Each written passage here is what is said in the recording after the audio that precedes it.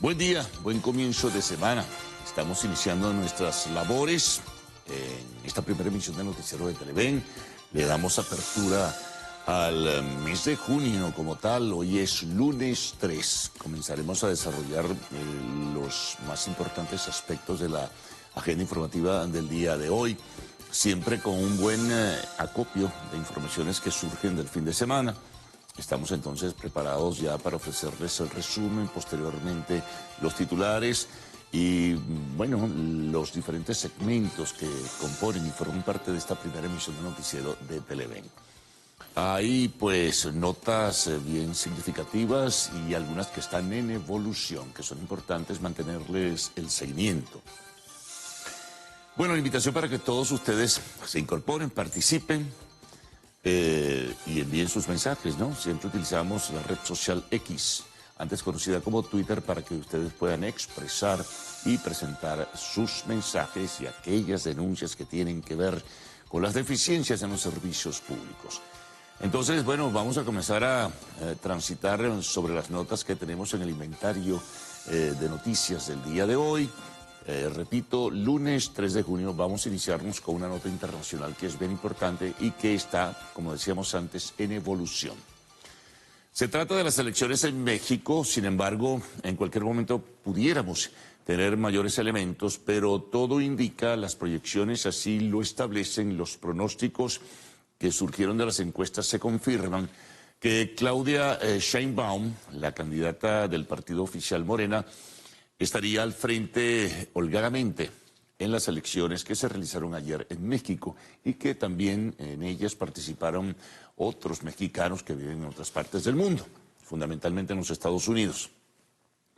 Lo cierto es que, de acuerdo a las primeras proyecciones y primeros números que maneja el Instituto Nacional Electoral de México, ella habría obtenido entre el 58 y el 60%, otros números hablaban del 57.9, que es casi el 58%, y muy lejana estaba, de acuerdo a esas proyecciones, la principal candidata de la oposición. Había dos, pero Xochitl Gálvez, quien agrupaba los partidos PRD, PRI y el PAN y otras organizaciones, pues aparecía en estas primeras estadísticas, o en estos primeros números, entre el 28 y el 29%. El otro candidato, pues, habría obtenido cerca de un 10%.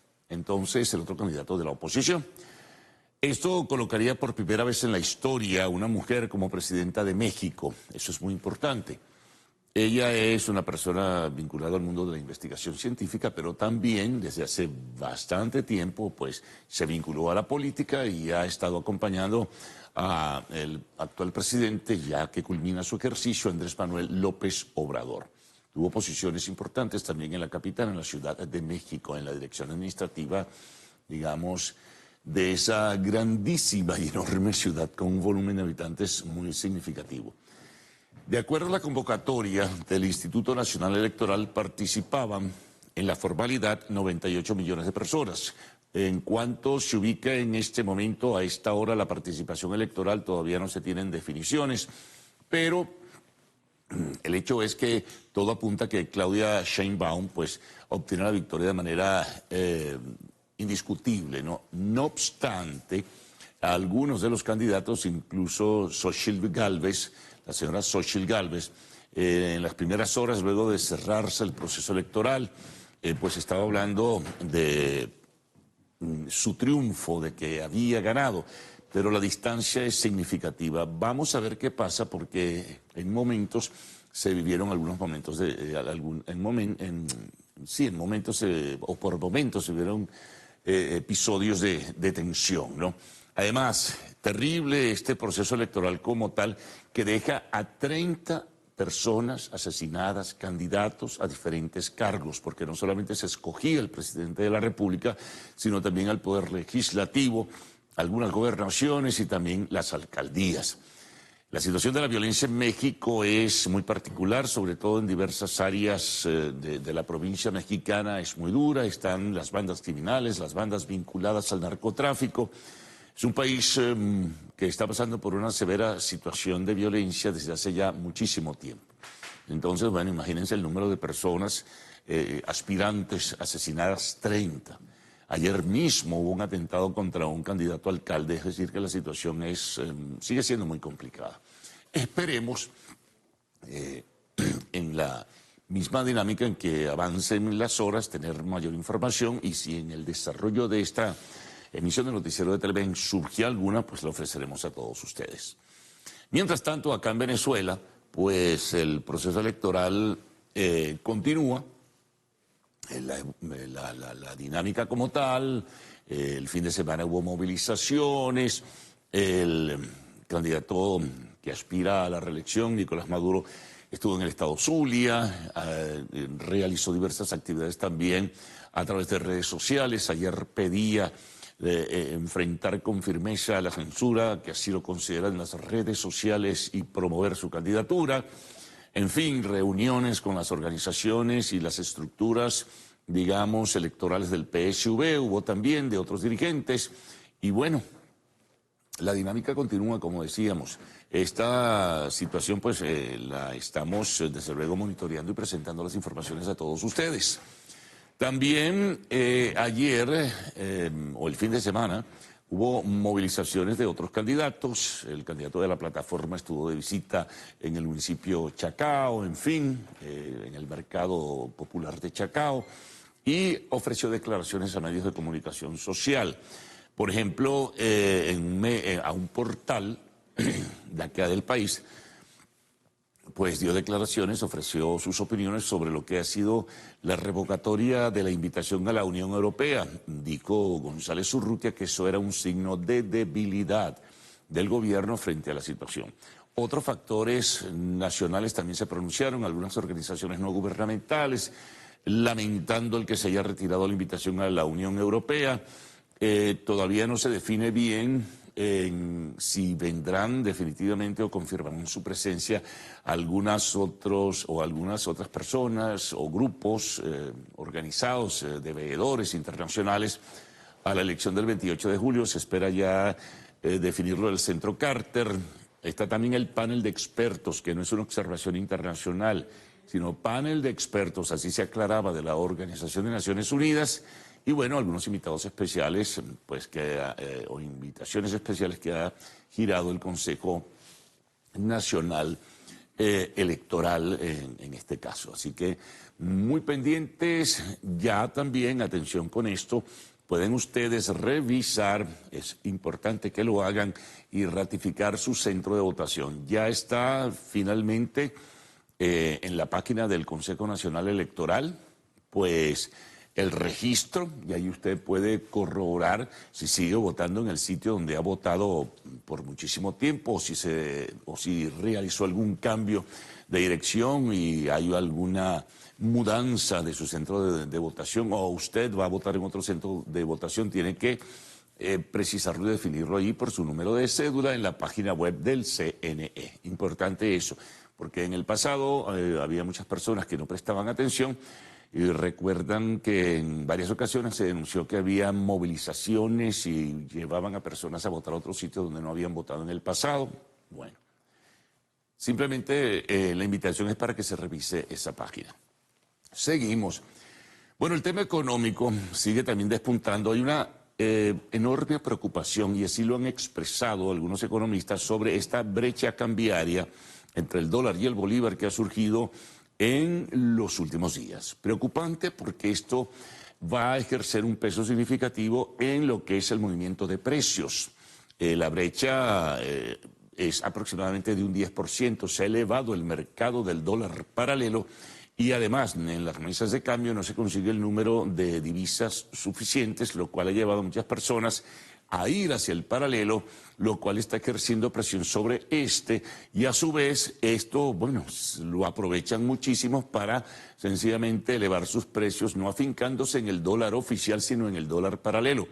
La recomendación de algunos factores y de algunos economistas o analistas del tema es que se deslice un tanto, ¿verdad?, en este sentido el cambio oficial para que de nuevo esté y pueda transitar con mayor cercanía frente al dólar paralelo, porque esto provoca especulaciones y, como dije, tiene y está teniendo ya un impacto en lo que es el universo inflacionario nacional. Atención con esto. Otra información, pero vinculante a Venezuela, porque tiene que ver con la OPEP, es que la OPEP y otros países aliados han decidido extender hasta diciembre en algunos casos u otros hasta septiembre, pero del año 2025, la reducción en la cuota de producción. Es decir, es una reducción aproximada de 2 millones de barriles. Puede haber con algunos países alguna flexibilidad, pero lo cierto es que la OPEP decidió que debe mantenerse para que los precios no se desplomen un nivel aceptable en la producción y no ejercer presión sobre el mercado. Sin embargo, algunos países, pues, no obstante entrar dentro de lo que es la orientación que marca OPEP junto con sus aliados, han no respetado sus cuotas y en este sentido eso ha traído también algunos contratiempos, pero se extiende, en todo caso, sería el titular, la cuota, se extiende el recorte en las cuotas de producción que han establecido, o que se han establecido. Bueno, seguimos en el tema económico y seguimos en el país. Ha habido una propuesta que surge el fin de semana de Concecomercio, el Consejo Nacional del Comercio y los Servicios, donde plantea la necesidad de una reforma tributaria para tratar de organizar mejor las cosas, para que la presión impositiva no sea tan fuerte sobre la economía del sector privado y para que además de alguna manera traten de corregirse las cosas y los informales regresen en algunos casos o no permanezcan en la informalidad y regresen a esa formalidad necesaria para que puedan cancelar los tributos.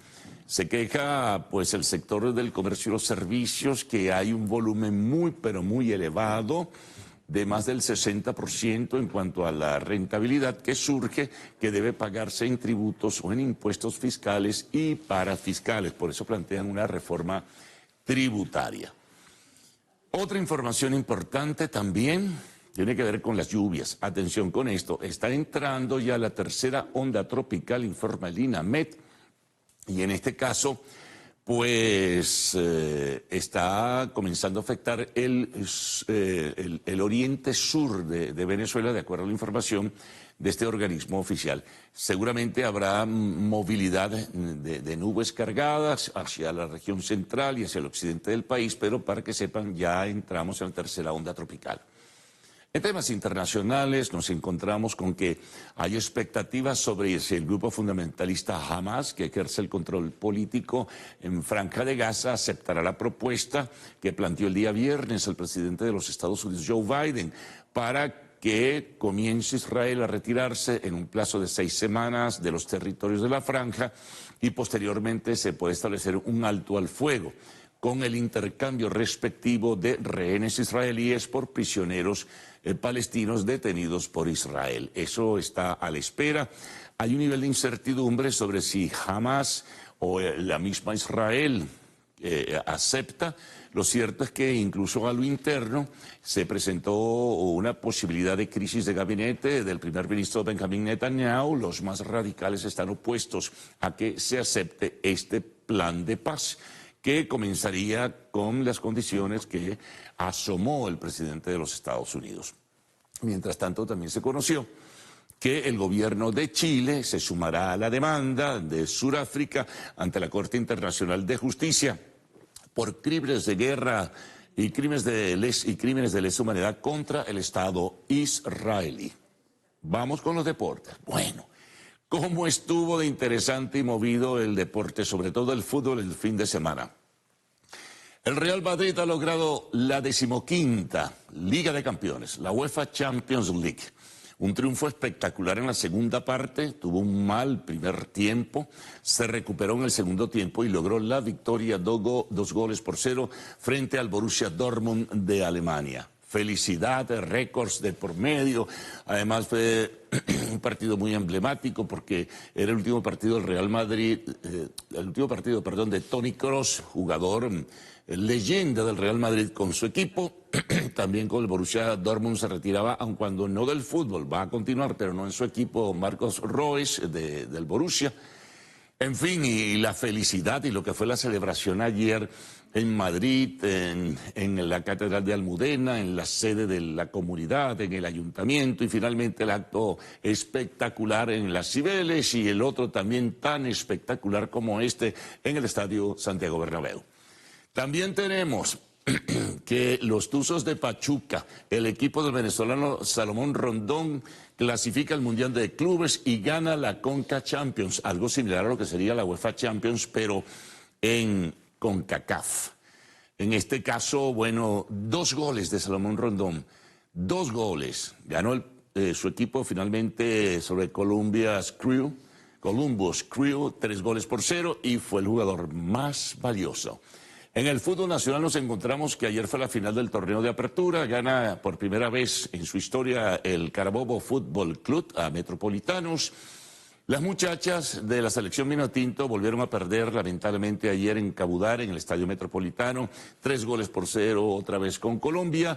Una noticia también del fútbol, pero para los venezolanos que siguen el del vecino país de Colombia, Rafael Dudamel, el venezolano director técnico del Atlético de Bucaramanga, llevó ayer a su equipo a la final del torneo de apertura, pero en Colombia.